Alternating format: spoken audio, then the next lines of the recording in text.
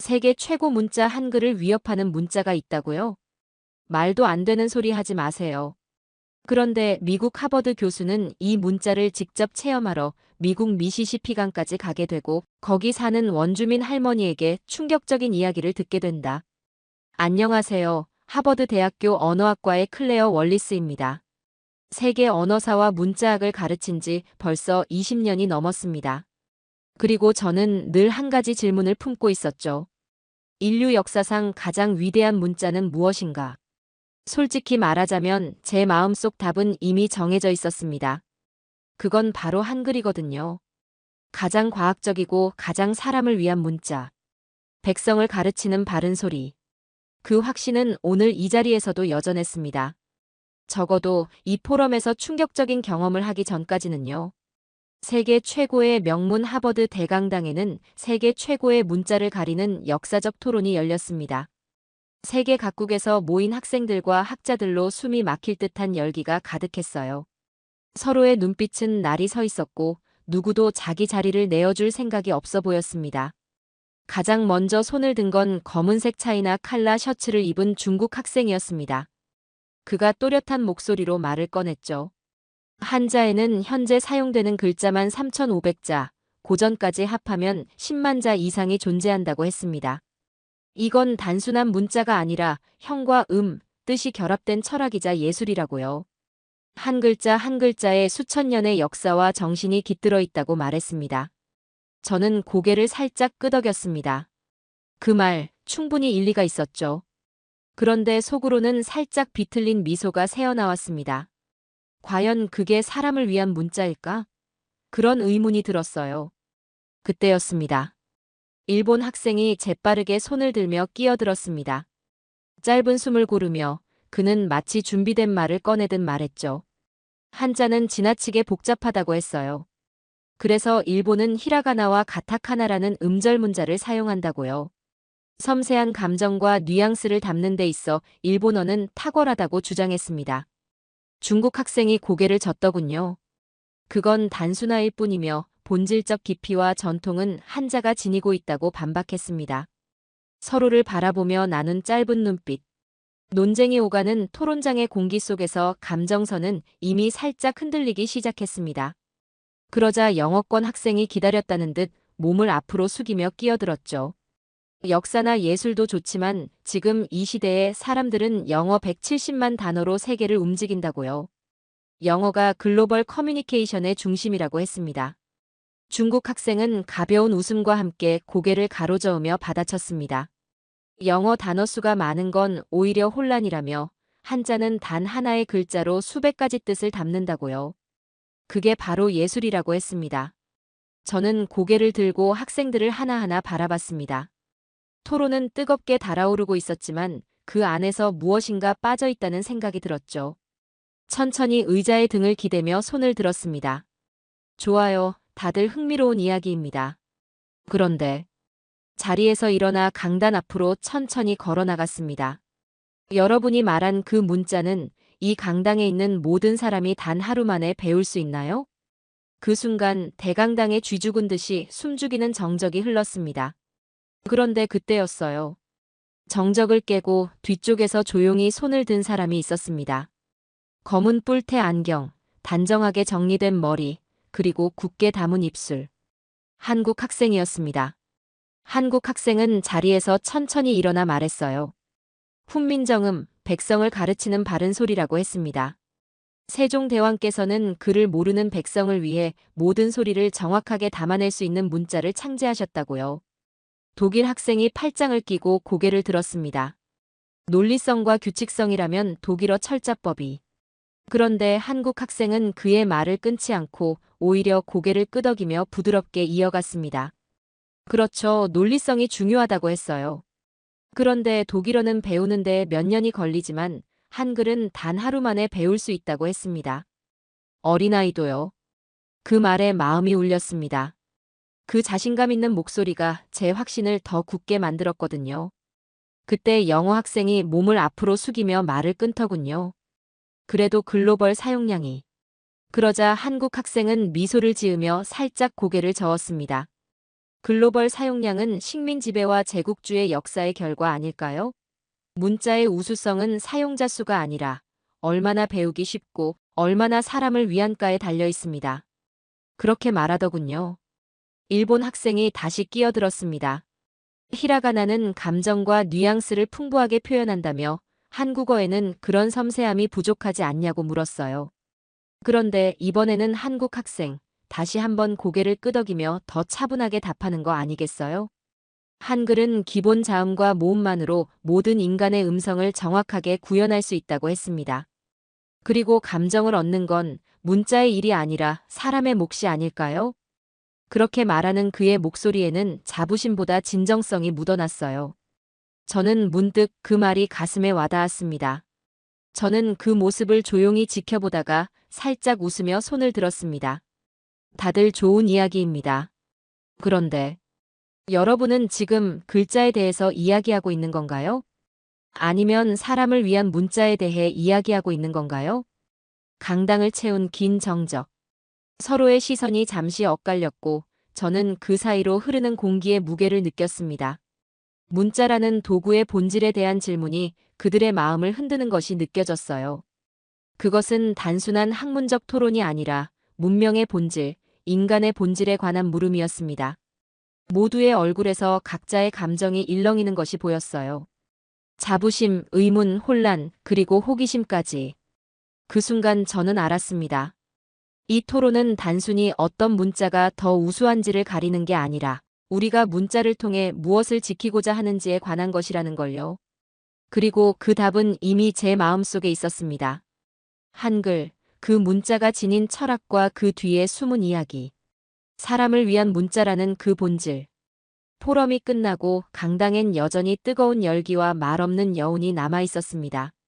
학생들은 몇몇 모여 열띤 이야기를 나누고 있었지만 저는 잠시 그 자리에 앉아 물컵을 비우며 오늘 토론의 결론을 곱씹고 있었죠. 역시 한글이 최고라는 결론이네. 속으로 그렇게 중얼거리며 피식 웃었습니다. 그런데 그때 조용히 내 앞에 한 사람이 다가왔습니다. 미국 원주민계 대학원생, 체로키 출신의 에밀리 화이트 클라우드. 토론 내내 단 한마디도 하지 않았던 그 학생이었죠. 그녀의 조용한 걸음걸이와 진지한 눈빛이 제 호기심을 자극했습니다. 저는 미소를 지으며 고개를 끄덕였습니다. 어떤 질문인가요? 그렇게 물었죠. 에밀리는 짧게 숨을 고르고 조금 망설이는 듯 하더니 조용히 말을 꺼냈습니다. 교수님, 한글이 최고라는 결론.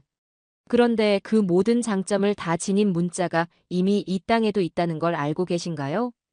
저는 물컵을 내려놓으며 의심 섞인 웃음을 지으며 그게 무슨 말도 안 되는 소리냐고 물었죠. 미국 땅에 한글 같은 문자가 있다니 그건 제 지식의 범위를 벗어난 이야기였습니다. 학자로서 알지 못하는 사실이 있다는 것은 항상 불편한 법이니까요. 그런데 에밀리는 제 눈을 똑바로 쳐다보며 단호하게 체로키 문자라고 말하는 거 아니겠어요? 그 순간 제 마음속에 작은 균열이 생겼습니다. 내가 가벼운 농담쯤으로 받아넘기려는 순간 그녀의 눈빛은 조금도 흔들리지 않았죠. 심지어 에밀리는 어릴 적 미시시피에서 할머니께 들었다고 했어요. 바다 건너 별을 읽는 자들이 우리 조상들에게 지혜를 전해줬다. 그리고 그 방식을 본받아 우리 부족의 식화야가 문자를 만들었다고요. 그 말을 듣는 순간 제 학문적 호기심이 불꽃처럼 피어올랐습니다. 저는 미간을 찌푸리며 잠시 숨을 멈췄습니다. 설화일 뿐이겠지. 그런데 그 말이 이상하게 마음에 걸렸습니다. 학자로서 확인되지 않은 이야기를 쉽게 믿을 수는 없었지만 그녀의 진지함은 단순한 전설 이상의 무언가를 암시하고 있었어요. 그때였습니다. 에밀리는 한 발 더 나아갔습니다. 체로키 문자는 한글처럼 자음과 모음을 결합해서 소리를 표현해요. 놀랍도록 간결하고 과학적이죠. 할머니는 그랬어요. 그 글자는 별을 읽는 자들의 방식에서 시작됐다. 저는 천천히 숨을 내쉬었습니다. 그리고 속으로 중얼거렸죠. 설화가 아니라 어쩌면 기록일지도. 제 손끝이 미세하게 떨렸습니다. 이 우연은 너무 큰 우연이 아닐까요? 한글과 체로키 문자의 유사성이 단순한 우연이라면 이건 세계사를 다시 써야 할 만한 우연이었습니다. 저는 고개를 들고 에밀리를 바라보며 물었습니다. 그 문자를 내가 직접 볼 수 있을까요? 가슴속에서 학자로서의 열정이 타오르기 시작했어요. 에밀리는 고개를 끄덕였습니다. 제가 교수님을 안내할게요. 그렇게 말하는 그녀의 눈빛에는 기대와 자부심이 섞여 있었습니다. 바람이 강가를 스치고 있었습니다. 저는 에밀리와 함께 체로키 마을 깊숙이 들어와 있었죠. 작은 오두막 앞, 그곳엔 흰 머리칼을 길게 따은 체로키 장로 나나. 화이트 클라우드 할머니가 조용히 앉아 있었습니다. 처음 뵙는 순간부터 할머니의 눈빛에서 세월의 깊이와 지혜가 느껴졌어요. 그 눈빛은 마치 오래된 역사책을 들여다보는 듯 했습니다. 저는 가볍게 목례를 하고 자리에 앉았습니다. 학자로서의 호기심과 설렘이 가슴속에서 부풀어 올랐지만 차분함을 유지하려 애썼죠.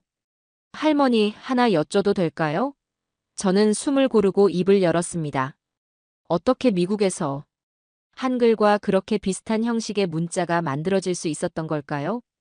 제 질문이 끝나자 주변의 공기가 미묘하게 달라지는 듯 했어요. 할머니는 불꽃을 바라보며 잠시 뜸을 들였습니다. 그 뜸 들임이 길었습니다. 마치 오래된 기억을 더듬는 듯 또는 말해도 될지 고민하는 듯한 침묵이었죠. 그러다 천천히 고개를 들고 저를 똑바로 바라봤습니다.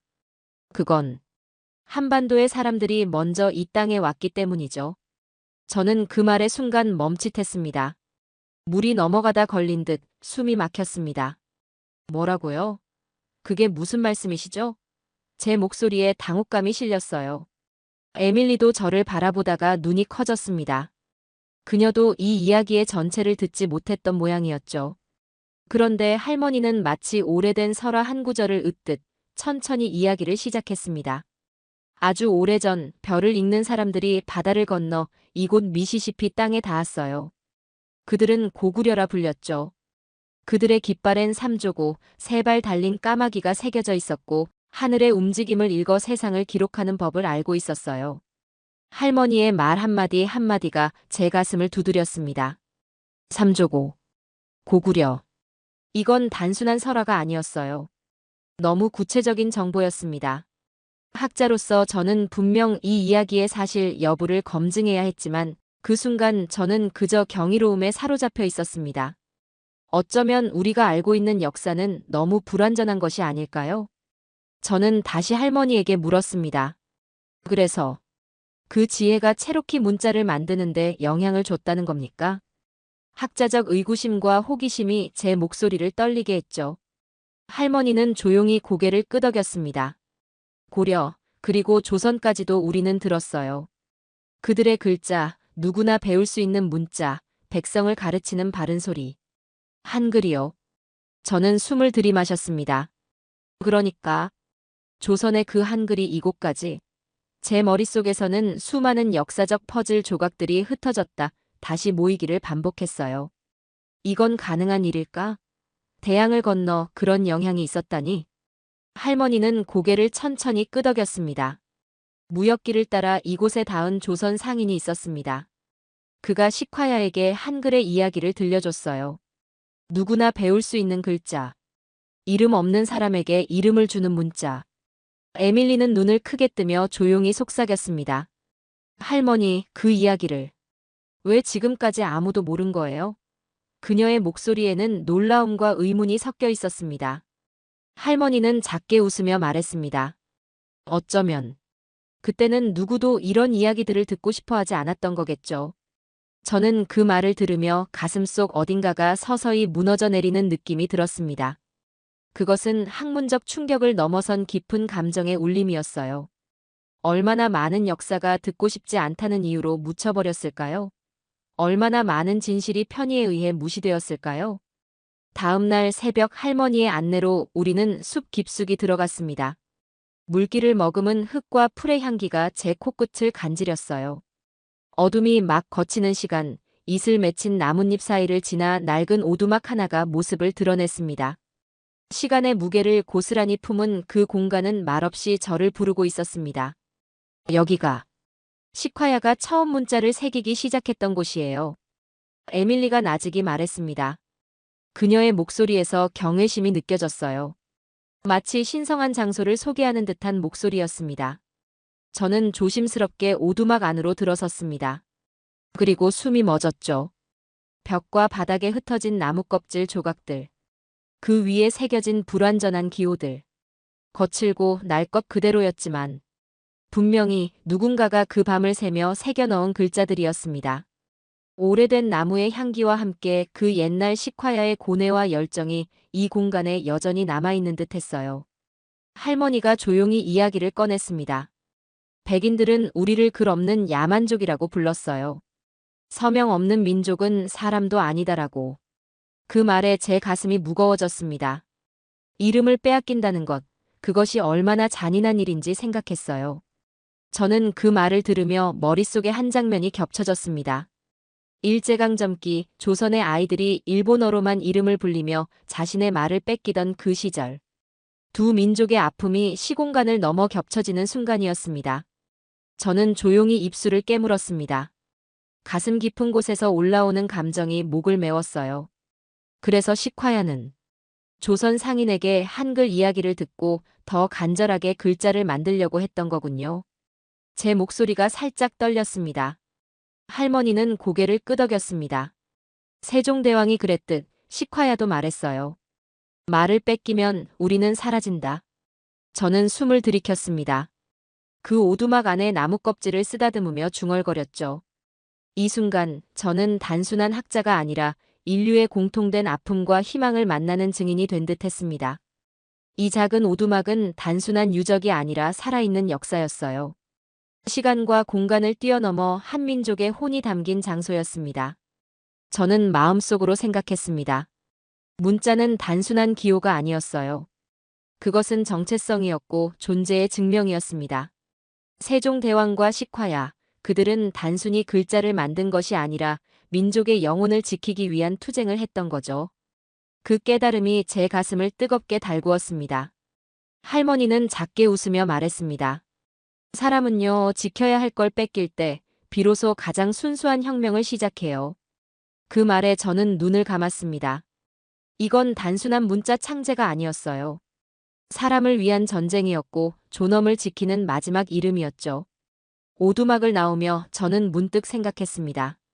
학자로서 저는 문자의 구조와 역사를 연구해왔지만 그 영혼을 보지 못했던 건 아닐까요? 지금 이 순간 저는 문자의 본질을 새롭게 이해하고 있었습니다.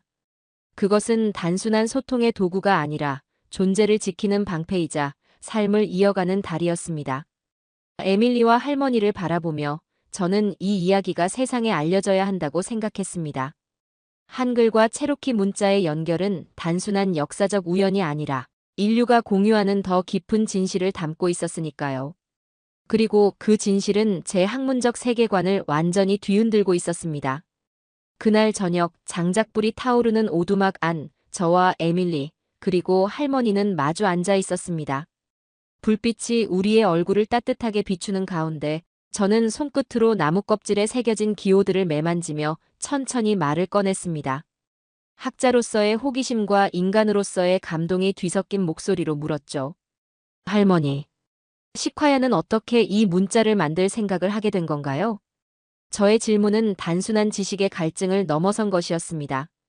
이제는 그 영혼의 여정을 알고 싶었어요. 할머니는 불꽃을 바라보며 오래된 기억을 꺼내듯 천천히 입을 열었습니다. 그 아이는 다리를 절었어요. 어릴 적 사고로 그렇게 됐죠. 백인들은 그를 조롱했어요. 글도 없는 민족, 이름조차 없는 인간들이라고. 저는 숨을 삼켰습니다. 그 말이 너무나 익숙하게 들렸습니다. 일제강점기, 이름을 빼앗긴 조선 사람들의 이야기와 겹쳐지는 순간이었죠. 인류의 역사가 이토록 닮아있다니 가슴이 아팠습니다. 할머니는 잠시 눈을 감았다가 제 쪽을 바라보며 말을 이었습니다. 그런데 식화야는 포기하지 않았어요. 밤이면 오두막 한 구석에 앉아 나무 껍질에 기호를 새기고 또 새겼죠. 누구도 믿지 않았어요. 야만족이 글자를 만든다며 모두가 비웃었죠. 저는 천천히 고개를 끄덕였습니다. 그 절박함이 세종대왕이 훈민정음을 창제하던 그 밤과 겹쳐졌습니다. 두 위대한 영혼이 다른 시대, 다른 대륙에서 같은 꿈을 꾸었다는 사실에 저는 깊은 감동을 느꼈어요. 그때였습니다. 할머니는 조용히 웃으며 나무 상자 하나를 열었습니다. 그 상자에서 풍겨나오는 오래된 역사의 향기가 저를 감쌌어요. 거기엔 작은 어린아이 손글씨 같은 기호들이 새겨진 빛바랜 나무 조각이 있었습니다. 시간의 흐름도 지우지 못한 글자들이 그곳에 선명하게 남아 있었죠. 이건? 저는 궁금증을 감추지 못하고 물었습니다. 할머니는 따뜻하게 말했습니다. 시콰야의 딸, 아이야. 사실 그 아이가 시콰야의 첫 번째 제자였어요. 저는 숨이 멎었습니다. 곁에 있던 에밀리도 눈을 크게 뜨고 할머니를 바라보았습니다. 딸이요? 에밀리의 목소리에는 놀라움과 감동이 섞여 있었어요. 할머니는 고개를 끄덕이며 말을 이었습니다. 아무도 그 기호들을 믿어주지 않았을 때 오직 그 어린 딸만이 아버지 곁에 앉아 하나하나 그 기호를 읽어줬어요. 아버지가 새기면 딸은 그걸 또박또박 따라 읽었어요. 저는 손끝이 떨리는 걸 느꼈습니다. 가슴속 어딘가가 울컥하며 끓어올랐습니다. 그 순간 제 마음은 단순한 학문적 호기심을 넘어 깊은 인간적 교감으로 가득 찼어요. 세종대왕도 백성을 가르치는 바른 소리를 만들 때 그 밤을 그렇게 견뎠을까요? 저는 천천히 숨을 내쉬며 중얼거렸습니다. 한글이 이렇게 미국의 역사까지 울릴 줄은 몰랐습니다. 세종대왕. 그 사람은 정말 대단한 분이었네요. 그 순간 저는 학자로서의 냉철함보다는 한 인간으로서의 감동에 휩싸여 있었습니다. 할머니는 조용히 고개를 끄덕였습니다. 세상 모든 이름 없는 이들에게 이름을 주겠다는 그 마음. 그건 시대와 대륙을 넘어닿는 거예요. 할머니의 목소리는 조용했지만 그 울림은 제 가슴 깊은 곳까지 파고들었습니다. 에밀리는 옆에서 눈을 반짝이며 속삭였습니다. 교수님, 그 이야기. 너무 놀라워요. 정말 말이 안 나와요. 그녀의 목소리에서도 깊은 감동이 느껴졌습니다. 저는 고개를 숙였습니다. 그리고 나지막이 스스로에게 다시 확인하듯 중얼거렸습니다. 문자는 힘이 아니었어요. 그건 사람을 지키는 이름이었어요. 그 깨달음이 제 가슴을 뜨겁게 데웠습니다. 학자로서 평생 연구해온 문자의 본질을 이제야 진정으로 이해한 것 같았어요. 며칠 뒤 저는 다시 하버드 연구실로 돌아왔습니다. 제 책상 위에는 두 문자가 나란히 놓여 있었죠. 한글 자모 28자, 그리고 체로키 문자의 기호들이 제 시선을 붙잡았습니다. 연구실의 고요함 속에서 저는 두 문자를 면밀히 비교했습니다. 구조를 비교하면 비교할수록 이건 단순한 우연이라 넘길 수 없었습니다. 소리의 원리, 음소의 조합, 배우기 쉬운 설계, 그리고 사람을 위한 구조. 두 문자의 철학적 공통점은 너무나 명확했어요. 이것이 단순한 우연일 가능성은 극히 낮았습니다. 저는 조용히 손끝으로 그 글자들의 곡선을 쓸어내렸습니다. 마치 오래된 친구를 만지듯 그 글자들에 담긴 영혼을 느끼려 했죠. 학문적 냉정함보다는 인간적 교감이 우선되는 순간이었습니다. 그리고 오늘 세계 최고의 문자, 그 권위를 넘어서는 이야기라는 주제로 다시 열린 하버드 세미나가 있었습니다. 포럼장은 처음보다 더 팽팽한 긴장감으로 가득했습니다. 학생들 사이에 흥분과 기대가 섞인 숨소리가 들렸어요. 누구도 이 발표를 가볍게 듣지 않으려는 분위기였죠. 저는 천천히 강단에 섰습니다. 심장이 빠르게 뛰고 있었지만 이 진실을 나누고자 하는 열망이 그 어떤 불안보다 더 컸습니다. 지난 토론에서 우리는 각국의 문자가 가진 위대함을 이야기했습니다. 그런데 슬라이드를 넘겼습니다. 체로키 문자 3조고 문양, 그리고 그 옆에 선명하게 자리한 훈민정음 자모가 스크린에 나타났습니다. 강당 안의 모든 학생들이 숨을 죽였습니다. 미국 땅에도 한글과 너무도 닮은 꿈을 품었던 이들이 있었습니다. 체로키 부족, 그리고 시콰야. 이름 없는 사람들에게 이름을 주기 위해 만들어진 문자죠. 제 목소리는 차분했지만 그 안에 담긴 확신과 감동은 포럼장 전체에 울려 퍼졌습니다. 그 순간 중국 학생이 손을 들며 끼어들었습니다. 그의 목소리는 흔들렸지만 억지로 침착함을 유지하려 애썼죠. 하지만 역사적 깊이와 전통이라는 점에서는 한자는 수천 년이. 저는 미소 지으며 고개를 끄덕였습니다. 네, 한자는 위대하죠. 하지만 복잡함이 우월함은 아닙니다. 배우지 못한 사람들은 그 깊이를 영영 이해하지 못하니까요. 내 대답에 그 학생의 표정이 미묘하게 변했습니다. 마치 자신의 생각을 다시 돌아보는 듯한 눈빛이었어요. 영어권 학생의 얼굴이 붉어졌습니다. 입술을 달싹였지만 더는 반박할 논리를 찾지 못한 채 서서히 눈을 피했습니다. 그의 눈빛에서 제가 말하는 진실의 무게를 느끼기 시작했음을 알 수 있었습니다. 중국 학생은 팔짱을 끼고 고개를 숙였습니다. 그의 눈빛이 흔들리고 있었습니다. 복잡함으로만 지키려던 자부심이 서서히 금이 가는 게 보였죠. 문자의 본질에 대한 새로운 관점이 그의 마음에도 서서히 스며들고 있었습니다. 일본 학생은 숨을 고르며 책상 가장자리를 손끝으로 가만히 두드리고 있었습니다. 눈썹은 찌푸려졌지만 그 안에 뭔가 인정이 스며들고 있었죠. 그도 문자의 진정한 가치가 무엇인지 깨닫기 시작한 것 같았습니다. 저는 강단 앞으로 천천히 걸어 나갔습니다. 모든 학생들의 시선이 저를 향했고 저는 그들의 눈에서 궁금증과 깨달음이 동시에 빛나는 것을 볼 수 있었습니다. 포럼장은 숨을 죽였습니다. 제 말 한마디 한마디가 천천히 그들의 자존심을 넘어 가슴속으로 스며들고 있었습니다. 이것은 단순한 학문적 논쟁이 아니라 우리 모두가 공유하는 인간성의 본질에 관한 이야기였으니까요. 문자가 단순한 기호가 아니라 사람을 살리는 도구라는 진실을 그들도 조금씩 받아들이고 있었습니다. 마지막 슬라이드를 넘겼습니다. 화면에는 이렇게 적혀 있었죠. 사람을 위한 문자. 그것이야말로 진짜 혁명이다. 그 문장이 포럼장 전체에 울려 퍼지는 듯 했습니다.